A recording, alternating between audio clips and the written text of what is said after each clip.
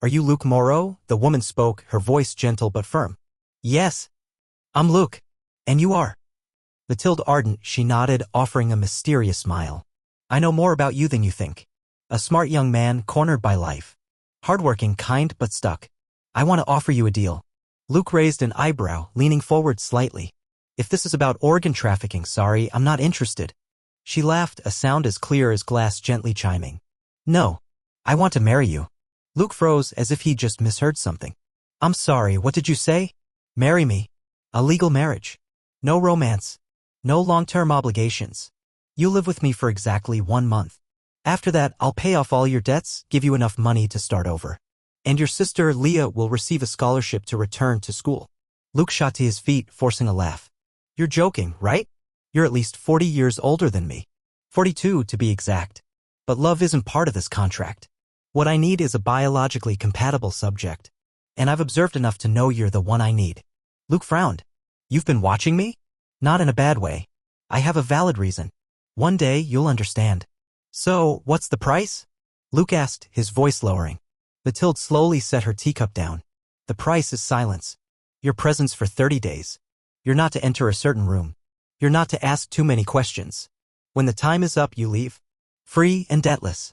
The last rays of the evening sun fell upon the worn-down apartment complex on the outskirts of Marseille, France, casting a cold bronze hue over the peeling rooftops. Etienne Marchand, 24 years old, sat silently on the wooden steps of the building, his hands still clutching an oil-stained wrench. His gray coveralls were soaked with the drizzle from earlier that afternoon, clinging to his body like a second skin. No one paid him any attention, and perhaps Etienne had long since forgotten himself too. He was a shadow in the city. His mother had died when he was 11. His father disappeared into alcohol and gambling. His only sister, Amélie, had been sent to a youth care facility. Etienne lived, or more precisely survived, by doing odd jobs at a rundown garage, where the owner, a man named Raymond, paid him in cash and expired bread. His dream of studying mechanical engineering had withered after just 3 terms at a technical center due to lack of funds. Every day was a repetition. Every night a bottomless void. Hope, if it existed at all, was a luxury. Until one evening, when Etienne came home to find a strange envelope slipped under the door. Not a text, not an email, a handwritten letter, written in blue ink with elegant, deliberate penmanship.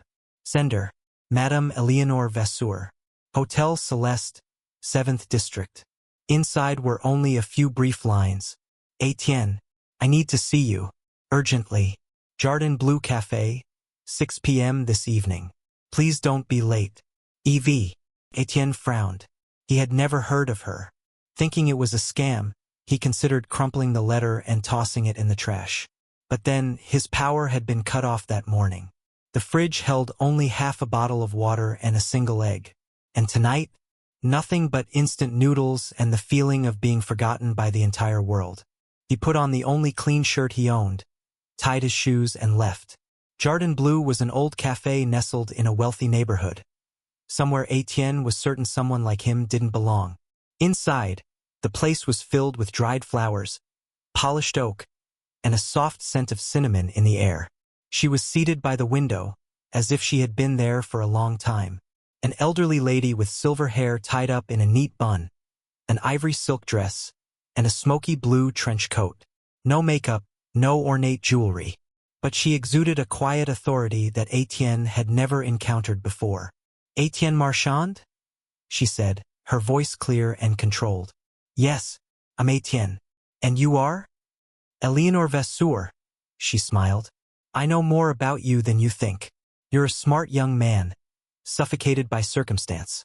Honest, hard-working, but trapped. I have a proposition for you. Etienne leaned slightly forward. If you're about to ask for a kidney, I'm not interested. She laughed softly, like the clink of crystal glasses. I want to marry you. A long silence followed. Etienne stared at her, wondering if he had misheard. What did you just say? Marry me, on paper. A legal marriage without any romantic involvement. Then you'll live with me for 30 days. After that, I'll pay off all your debts, give you enough money to change your life. and Amélie will receive a scholarship to return to school. Etienne let out a dry laugh and stood, preparing to leave. Are you joking? You're at least 40 years older than me. 41. But I'm not looking for love. I need someone with the right bloodline. And I've watched you long enough to know you're that person. Etienne froze. Watched me? Not in a bad way. I have my reasons. One day you'll understand. What's the catch? Etienne asked, eyes narrowing. Eleanor took a sip of tea and set the cup down. The price is silence. And your presence for exactly 30 days. Don't enter a certain room in the house. Don't ask too many questions. And when time's up, you're free. Outside, the wind picked up, and the jasmine plant by the window swayed in the dark. Etienne thought of the cold apartment, of Amélie, of a life without choices. He looked at the woman before him and no longer saw an old lady. He saw an escape, however twisted it might be. He took a deep breath. All right. 3 days after the meeting at Jardin Bleu, Etienne stood before the nearly 3-meter-high iron gates of the Vasseur estate. The dark iron gate was draped in ivy with clusters of wisteria hanging like somber purple ribbons. The black car had brought him there early that morning, no greeting, no conversation from the driver, only a white envelope resting on the passenger seat. Bienvenue, Monsieur Marchand. Etienne stared at it, his fingers tightening, then looked up at what would be his home for the next 30 days. The gate opened slowly, silently, as if moved by invisible hands. The car rolled forward and Etienne leaned his head against the window. Towering trees cast shadows that blocked the sunlight, forming distorted shapes over the cobbled path. The mansion appeared like a structure abandoned by time, porcelain-white brick walls, silver-gray tiled roof, arched windows with lace curtains drawn just enough to obscure the inside. It didn't belong in Marseille, perhaps not even in the present. It looked like something pulled from an ancient dream. Eleanor was waiting at the front door as if she had been standing there for hours. She carried the same aristocratic poise, wearing lace gloves, a pearl-toned silk coat, and speaking with a voice so warm it sent chills down Etienne's spine. Welcome, Etienne. Today will be short but meaningful. He didn't know what to say, so he simply nodded. That afternoon, the wedding took place in the garden behind the mansion. No music, no guests. Just a lawyer, 2 witnesses Etienne had never seen before, and a small table beneath a trellis of climbing roses. The sky was faintly overcast. Eleanor wore a long, deep blue dress, walking slowly beside the young man dressed in a black suit, tailored at some unknown time. They signed their names. A single photograph was taken. Then Eleanor raised her glass of wine. To freedom. And to things that have yet to be named. After the ceremony, Etienne was shown to his private room on the 2nd floor. It was simple yet elegant. A carved ebony bed, immaculate white linens, a bookshelf filled with classic French novels, and a large window overlooking a blooming lavender garden. Eleanor did not share a room. Hers was in the eastern wing, entirely separate. They dined together but spoke very little. Her manners were refined, but her eyes always seemed to be hiding something. There were only 3 servants in the mansion. Jules, the driver, as silent as a statue. Clara, the elderly housekeeper who never looked Etienne directly in the eye. And René, the middle-aged chef, always wearing a hairnet, moving as softly as a cat. All were courteous, yet maintained a strict distance. Every question Etienne asked received the same reply. Madame will explain at the appropriate time. On the afternoon of the 2nd day, Etienne accidentally wandered to the end of the west corridor, where he found a door unlike any other, deep crimson, heavy, engraved with swirling patterns of water and intertwined laurel branches. On the handle was a small brass plaque that read, "Ne pas entrer." Do not enter. He reached out to try the handle when a voice spoke behind him. That is the only door in this house you are not allowed to open. Eleanor stood just a few steps behind, her face not angry, only solemn. Why? Etienne asked. Because that door doesn't keep secrets. It keeps time. He frowned, but she said nothing more. Then she turned and walked away, leaving Etienne alone in front of the crimson door like a question mark suspended in the heart of the mansion. From that night on, Etienne began to hear strange sounds. Old jazz music echoing faintly from somewhere. Footsteps in the hallway in the middle of the night, yet no one was there when he opened the door. The lavender outside his window seemed to lose petals every morning. And each time Etienne tried to ask Eleanor about it, she would smile gently and change the subject as if the secret itself lived off silence. And then, on the 5th night, Etienne realized. The red door was no longer locked. That night's jazz was louder than ever. Etienne walked toward the West Wing hallway where the red door stood silently like a sleeping nightmare. The old jazz tune, Autumn Leaves, played faintly, not loud, but just enough to seep through the cracks in the walls, brushing his eardrums like a whisper from another era.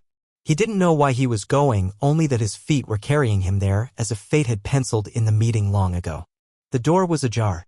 No creaking, no sudden gust of cold air like in horror films, just a dense, suffocating rush of air that smelled of old candles and parchment. Etienne pushed it open wider. The room was entirely draped in crimson velvet. Walls, ceiling, curtains. At its center stood a small altar atop a stone platform, crowded with candles, antique picture frames, and bundles of letters tied with black ribbon. On the table were photographs. Dozens. Hundreds. Etienne stepped closer and felt his blood run cold. They were all photos of him. Not from the wedding. Not recent. These were from long ago, when he worked at Raymond's garage, when he studied engineering, even some of him and Amélie waiting at a bus stop back when he was around 16. There were photos Etienne had never seen before, taken from afar, from behind, through his bedroom window.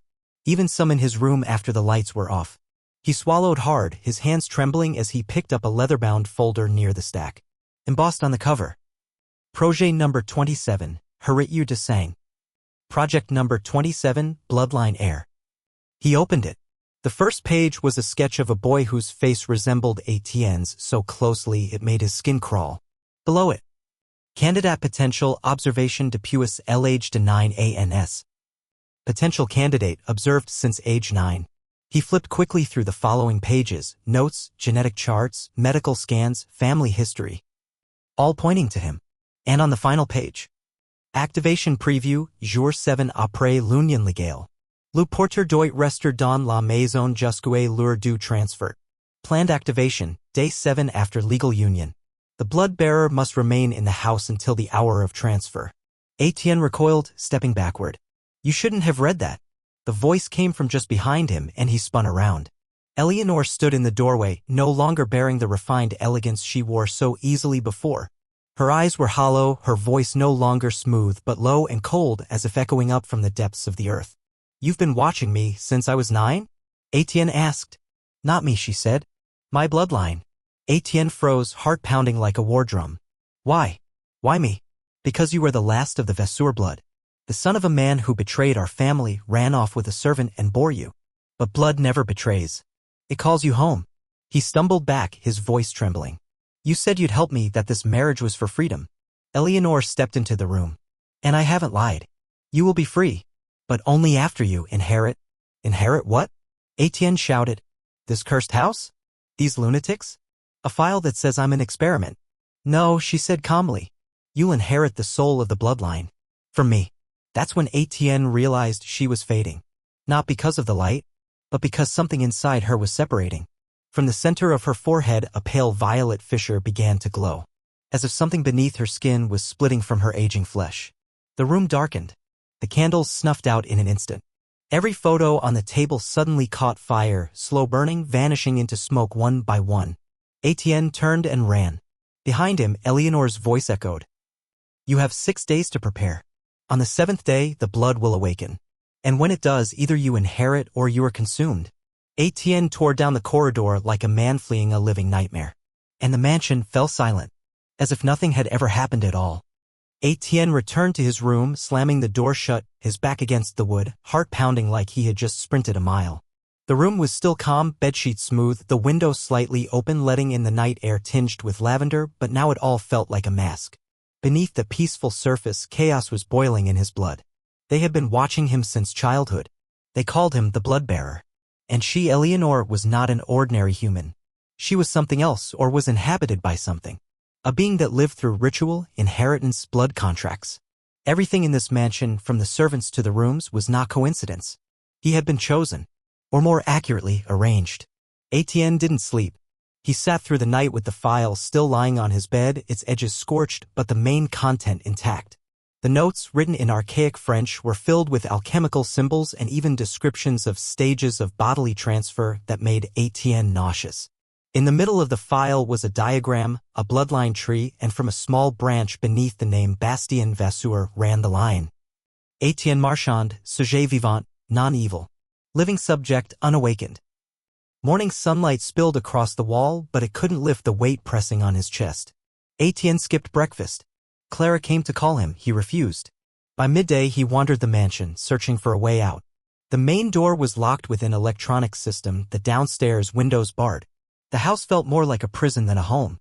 With every step, Etienne felt watched not by people, but by the house itself. In the reading room on the third floor, Etienne discovered a copy of Les Pax de l'Ombre, an ancient book on bloodline covenants in 18th century France. Flipping through, he found passages emphasizing the eternal bond between host and heir. One page was marked, Le Rituel de la Septième Nuit, Fusion de l'âme. The ritual of the seventh night, soul fusion. Etienne read the chilling line. If the heir refuses the merging, the body will collapse under the pressure of the sealed bloodline, leading to death or madness. He dropped the book, hands trembling. If he refused the ritual, he would die. But if he accepted, he would no longer be himself. A knock at the door. Jules, the driver, stood silently in the hallway, his face expressionless. But this time something in his eyes had shifted. A flicker of pity. Madame wishes to see you in the greenhouse, he said. Etienne said nothing, just nodded. The greenhouse lay at the end of a gravel path covered in vines and fogged glass. Inside was another world, orchids, lilac trees, and bundles of dried herbs hanging overhead. Eleanor sat on a wicker chair in the center wearing an ivory dress, a book in her hand. She didn't look up. You've seen it, she said. That door won't wait forever. Etienne stepped forward, his voice hoarse. I don't want to be the host for some cursed ritual.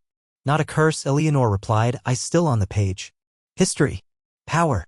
Eternal life. What you call life is stealing someone else's body to prolong your own existence. This time she looked up. Her eyes weren't angry, just sad. You don't understand. Every generation in the Vasseur line has willingly passed on the legacy. I was once an Etienne like you, young, poor, abandoned. Until I accepted. And became the keeper of a forgotten age. So now it's my turn to be the next victim, he said bitterly. You are the last, she said softly, almost gently. After you, there's no one left who carries the blood. I will not go on. I will vanish with the ritual and you will inherit. Everything, wealth, knowledge, immortality, will be yours. Etienne shook his head. I don't want immortality. I want a real life. You've been dead for a long time. You're just not buried yet. The air in the greenhouse turned cold. Eleanor said nothing. Then, slowly, she rose and walked away without another word. Etienne remained there, surrounded by blooming orchids. He knew the seventh night was approaching, and he would have to choose. Die as a man or live as something no longer himself. Etienne returned to his room, slamming the door shut, his back against the wood, heart pounding like he had just sprinted a mile. The room was still calm. Bedsheets smooth, the window slightly open letting in the night air tinged with lavender. But now it all felt like a mask. Beneath that peaceful surface, chaos was boiling in his blood. They had been watching him since childhood. They called him the blood-bearer. And she, Eleanor, was not an ordinary human. She was something else, or was inhabited by something. A being that lived through ritual, inheritance, blood contracts. Everything in this mansion, from the servants to the rooms, was not coincidence. He had been chosen, or more accurately, arranged. Etienne didn't sleep. He sat through the night with the file still lying on his bed. Its edges scorched, but the main content intact. The notes, written in archaic French, were filled with alchemical symbols and even descriptions of stages of bodily transfer that made Etienne nauseous. In the middle of the file was a diagram, a bloodline tree, and from a small branch beneath the name Bastien Vasseur ran the line, Etienne Marchand, sujet vivant, non-evil. Living subject, unawakened. Morning sunlight spilled across the wall, but it couldn't lift the weight pressing on his chest. Etienne skipped breakfast. Clara came to call him, he refused. By midday he wandered the mansion, searching for a way out. The main door was locked with an electronic system, the downstairs windows barred. The house felt more like a prison than a home. With every step, Etienne felt watched, not by people but by the house itself. In the reading room on the third floor, Etienne discovered a copy of Les Pax de l'Ombre, an ancient book on bloodline covenants in 18th century France. Flipping through, he found passages emphasizing the eternal bond between host and heir. One page was marked, Le Rituel de la Septième Nuit, Fusion de l'âme. The ritual of the seventh night, soul fusion. Etienne read the chilling line. If the air refuses the merging, the body will collapse under the pressure of the sealed bloodline, leading to death or madness. He dropped the book, hands trembling. If he refused the ritual, he would die. But if he accepted, he would no longer be himself. A knock at the door. Jules, the driver, stood silently in the hallway, his face expressionless. But this time, something in his eyes had shifted. A flicker of pity. "Madame wishes to see you in the greenhouse," he said. Etienne said nothing, just nodded. The greenhouse lay at the end of a gravel path, covered in vines and fogged glass. Inside was another world. Orchids, lilac trees, and bundles of dried herbs hanging overhead. Eleanor sat on a wicker chair in the center, wearing an ivory dress, a book in her hand. She didn't look up. "You've seen it," she said. "That door won't wait forever." Etienne stepped forward, his voice hoarse. "I don't want to be the host for some cursed ritual." "Not a curse," Eleanor replied, eyes still on the page. "History, power, eternal life. What you call life is stealing someone else's body to prolong your own existence." This time she looked up. Her eyes weren't angry, just sad. "You don't understand. Every generation in the Vasseur line has willingly passed on the legacy. I was once an Etienne like you, young, poor, abandoned, until I accepted, and became the keeper of a forgotten age. So now it's my turn to be the next victim?" he said bitterly. "You are the last," she said softly, almost gently. "After you, there is no one left who carries the blood. I will not go on. I will vanish with the ritual, and you will inherit. Everything, wealth, knowledge, immortality will be yours." Etienne shook his head. "I don't want immortality. I want a real life. You've been dead for a long time. You're just not buried yet." The air in the greenhouse turned cold. Eleanor said nothing. Then, slowly, she rose and walked away without another word. Etienne remained there, surrounded by blooming orchids. He knew the seventh night was approaching, and he would have to choose, die as a man, or live as something no longer himself. Etienne left the hospital on a clear morning, the kind that cuts to the bone with cold. He wore a thin coat given by a social worker, had no money in his pocket, and carried within him a quiet numbness, as if he had just woken from a dream that had lasted a century. No one knew of the mansion. No one remembered Eleanor's name. There was no marriage certificate, no record, no witnesses. The police said he might have experienced post-traumatic hallucinations. The doctor suggested exhaustion, but Etienne knew it had all been real. He walked toward the train station, then boarded a night train bound for Marseille. For no particular reason, only because it was the farthest place he could reach with a donated ticket and no ID. In his mind, the final images burned like carvings in stone. The covenant turned to ash, Eleanor's face collapsing in on itself, and the screams of nameless souls echoing within the mansion walls. On his first day back in Marseille, Etienne slept on a park bench. He ate stale bread from a relief station and didn't speak a word all day. But at night, when the sound of a saxophone drifted from a bar near the harbor, the back of his neck would burn. The spiral-shaped scar itched with every heartbeat. Something was still calling him. Weeks later, Etienne found a small job at a garage near the port. Fixing cars, scrubbing oil, changing tires, simple, tiring, but real. The owner, a Corsican man named Benoit, was quiet and asked no questions. Etienne was grateful for that. He didn't want to talk. Not about blood. Not about rituals. Not about a soul sealed inside an old estate. But the strange thing was, he was still alive. He'd believed that breaking the ritual meant death or madness. But no, he was whole. And more than that, he had started hearing things others couldn't. He could tell which machines were about to fail. Sense when a driver was headed for disaster, just by looking at them. One day, a female customer arrived. Red hair, black dress, eyes weighed down with sorrow. When Etienne touched the steering wheel to inspect it, a vision struck him. The woman standing on a high ledge, staring down at a river. He pulled his hand back in shock. The car was perfectly fine. But he turned to her and said gently, "You don't need to go anywhere. You need rest. There's a place called Maison de Cours, on Rue de l'Evil. They can help you." The woman froze. Then she broke down in tears. She had planned to end her life. Etienne didn't know where the name of that center had come from. He had never heard of it before. But it was real. And she went there. After that day, Etienne began keeping a journal. He wrote down everything. The dreams that weren't his. The whispers that repeated in the sea wind. The pale violet light that shimmered when he looked at old things. Books, paintings, mirrors, especially old houses. One rainy evening, as he was cleaning up the garage, Benoit handed him an old envelope. "This came to your old address. Thought it was weird, so I kept it." Etienne opened it. No return name, just a single sheet of parchment. Handwritten in purple ink. "Le sang eni meant jamais. L'arrêter a survécu. La ligne d'ort. Mais un jour, elle s'éveillera." Blood never lies. The heir has survived. The bloodline sleeps. But one day, it will awaken. Etienne folded the letter and slipped it into his coat pocket. He looked out at the rain. Silent. And for the first time he smiled, not from relief but because he understood. The end was never truly the end.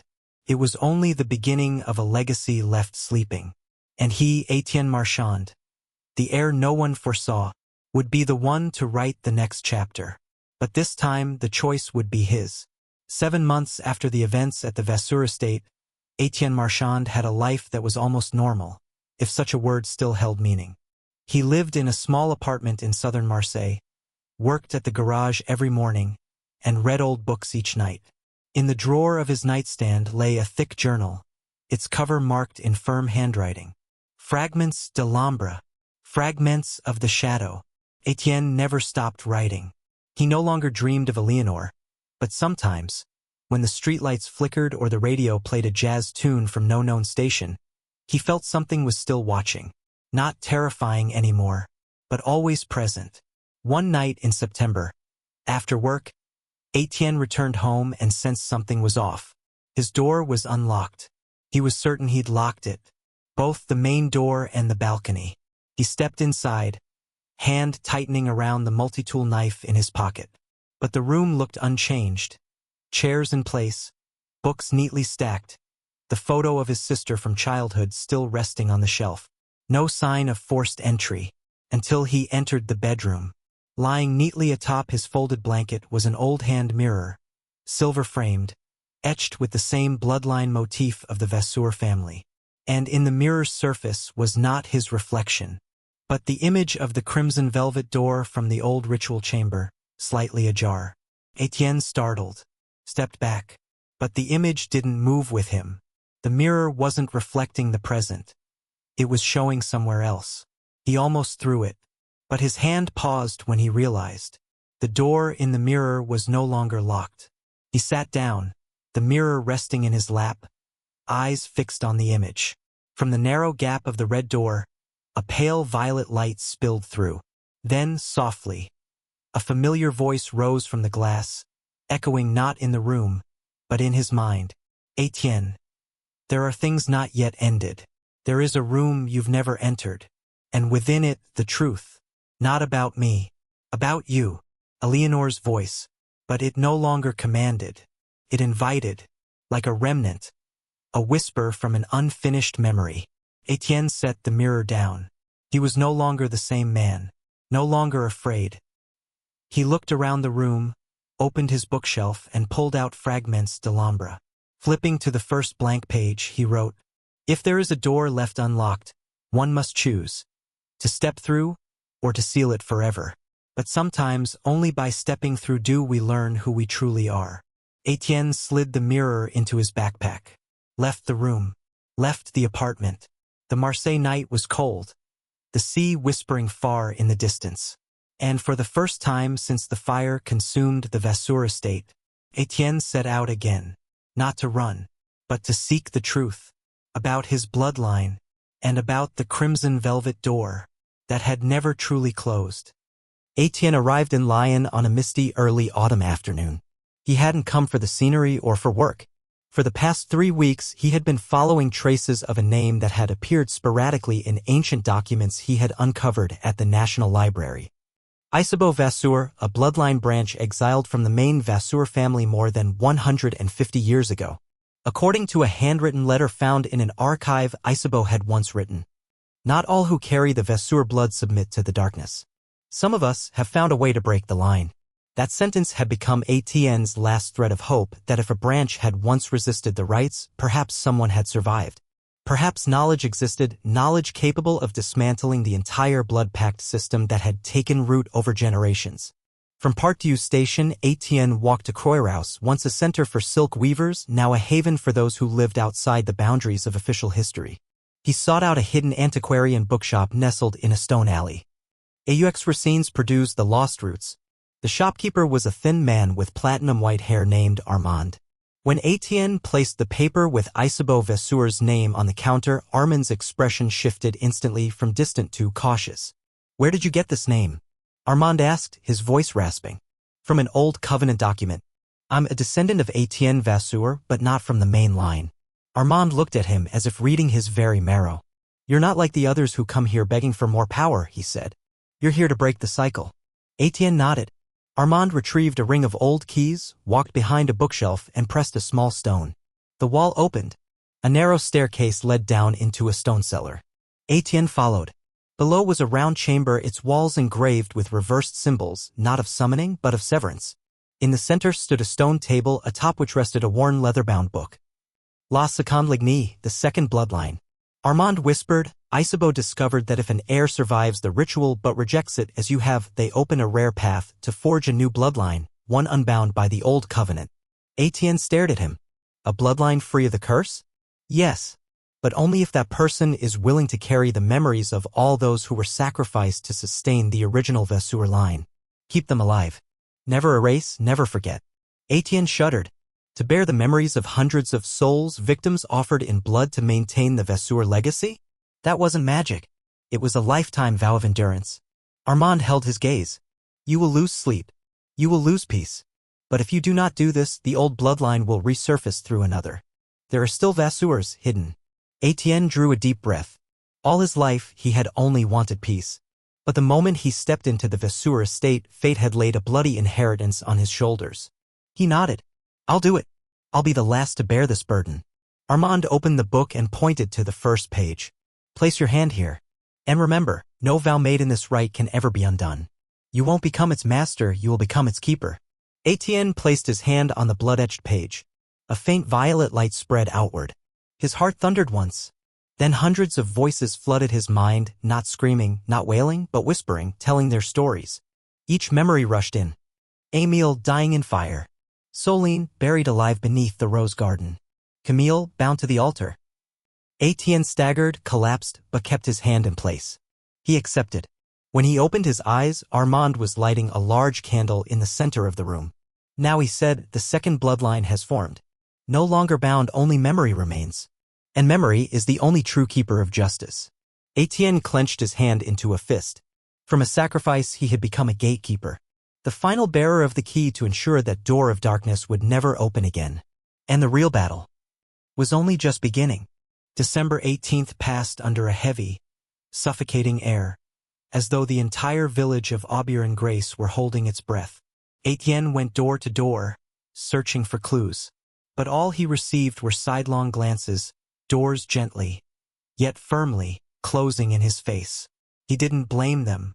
In the memories he had inherited from the old souls, Aubert had once been one of the 3 major ritual centers of the Vasseur bloodline, known as the Northern Spiritual Axis. The survivors here were not victims. They were witnesses, and worse, some had been enforcers. That night, Etienne returned to the abandoned church. The hidden door behind the altar remained open. He descended again into the sacrificial chamber. This time, a handwritten letter lay on the stone chair at the center, its swirling script chillingly familiar. "Etienne, you have exceeded expectations. You thought you broke the thread, but you only changed its shape. 3 nights from now, at the solstice crossing, you will understand why you were born. We do not choose fate. We only choose how to face it. Eleanor. Etienne clenched the letter, then held it over a nearby candle.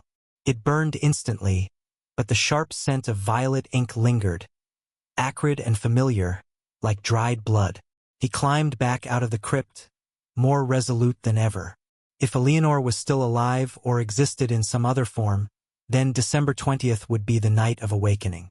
And he, the final blood-bearer, would be the key to either open or seal the ritual forever. December 19th, Etienne sought out Madame Solange. The old woman was knitting on the porch. "You know something's going to happen on the 20th, don't you?" he asked. Solange didn't look up. "You're not the first to come here, but you're the first to ask." "Then why are you helping me?" She paused her knitting, raising her eyes to Etienne for the first time. "Because I'm the daughter of someone who ran from the ritual. My mother was burned alive for refusing to offer my father. And I've waited for someone brave enough to end the cycle. You're the first with both the blood and the will." Etienne swallowed. "Where will the ritual take place?" "Under the wine cellar of the St. Luc estate. It's the oldest place in the village, built right above the old spiritual vein." "And who will be sacrificed?" Solange closed her eyes. "You, the one who carries the covenant mark. You're the final key." Etienne understood. To break the ritual, he had to redefine the role of the offering, to turn the sacrifice into the guide of the souls. Not death, not servitude, but liberation. On the night of December 20th, Etienne arrived at the St. Luc estate. Snow was falling. The iron gate stood open. No guards. In the cellar below, violet candles flickered. On the floor, blood circles had already been drawn, identical to the old rites he'd seen through the memories of 100 souls. Only this time he stepped willingly into the center. Across the room, emerging from the shadows, came Eleanor. But not the aged woman he had once married. No wrinkles, no silver hair. What stood before him now was a spectral entity, half human, half smoke, with eyes that burned like coal in an ancient forge. "You came," she whispered. Etienne didn't answer. He pulled the silver pendant from around his neck and threw it into the blood circle. "This is the mark of the second bloodline. Unbound, uncontracted. But you are still Vasseur blood." Eleanor's voice echoed from all directions. "And blood must return to the mother." "No," Etienne growled. "Blood must choose, and I choose to end this." He took out his journal, opened it to the first page, and began to read aloud the names of every soul he had ever recorded. With each name, the air trembled. Faint shapes began to appear around the circle, the sacrificed souls returning. Eleanor screamed, a freezing wind slashing through the chamber. "What are you doing?" Etienne's voice rose. "Émile Vasseur, Camille Roche, Soline Dufour." As he called the 99th name, the blood circles ignited, not destructively but purifying. Eleanor shrieked. "You have no right." Etienne met her burning gaze. "I don't ask for the right. I bear the pain, and I return their freedom." He spoke the final name, Isabeau Vasseur. All light vanished. One breathless second. Then the ground rumbled. The darkness in the cellar began to dissolve. Eleanor collapsed. Her form crumbled, breaking into ash that the wind carried away. The souls did not scream. They bowed their heads in gratitude, then faded into light. Etienne, exhausted, dropped to his knees in the glowing chamber. The ritual had failed, and in that failure it had been undone. For the first time in centuries, the Vasseur bloodline no longer served the dark. It had chosen the light. 3 weeks after the winter solstice, Etienne Vasseur left Aubouin-Grace in silence. No farewell. No one waiting at the edge of the village. But as he passed by Madame Solange's window, the white curtain shifted slightly, a final sign, a wordless farewell from those who now knew the truth. He didn't look back. At the moss-covered train station, Etienne carried only a backpack, his journal, now sealed with a red ribbon containing the names of the freed souls, and the silver pendant, now faded and dull. Its purpose had been fulfilled. He returned to Lyon without warning. Armand opened the door to AUX Racine's Purdue's with a short glance, asking no questions. But after a moment, the old man nodded and said quietly, "You survived." Etienne replied even softer. Not just survived. I set them free. Armand led him down to the basement. The round stone room was just as before, but it no longer felt cold, no longer held that shiver of dread. Etienne placed the journal on the central stone table at the heart of the reversed circle. This is the end, he said. And a remembrance. Armand carefully opened to the first page, scanning the handwritten names, unsteady script, letters blurred by tears, yet each name called back a soul, no longer forgotten. You know, Armand said with gravity. Many other bloodlines were once bound like the Vasseurs, but none have ever broken free completely. You were the first. Etienne met his gaze. Then let me not be the last. Months later, Etienne opened a small center in Lyon, not a research facility, not a church, not a religious sect. A modest house with a simple brass plaque. Maison de Noms, the House of Names. There, people arrived, people who carried strange marks, who had been haunted, who dreamed dreams that weren't theirs, who had heard names whispered in the wind. They came to Etienne. He made no promises to heal. He only listened. And wrote. With every name written, a pain was acknowledged. A memory was returned to the light, no longer imprisoned in ritual or power. Years passed. Etienne aged. His hair grayed, his eyes deepened. But the silver pendant remained around his neck like a scar that never healed. Not to remind him of loss, but to remind him that some things are worth enduring, if it brings freedom to the forgotten. One autumn night, a 16-year-old girl named Lucy Thorne came to the house. Her hands trembled. Her voice was hoarse. I don't know why, but I keep hearing the name Isabeau in my dreams. No one in my family has that name. I think I'm going crazy. Etienne smiled gently, motioned for her to sit. He opened a new notebook and wrote the first line. Lucy Thorne, carrier of scattered memory. Bridging what was once broken. He handed her a warm cup of tea. If you hear a name, he said, it means someone trusts you to carry something for them. And our job is to listen until the very end. Outside the window, the Lyon night wind stirred softly, carrying with it distant whispers. But this time, they were not curses. They were pleas. To be remembered.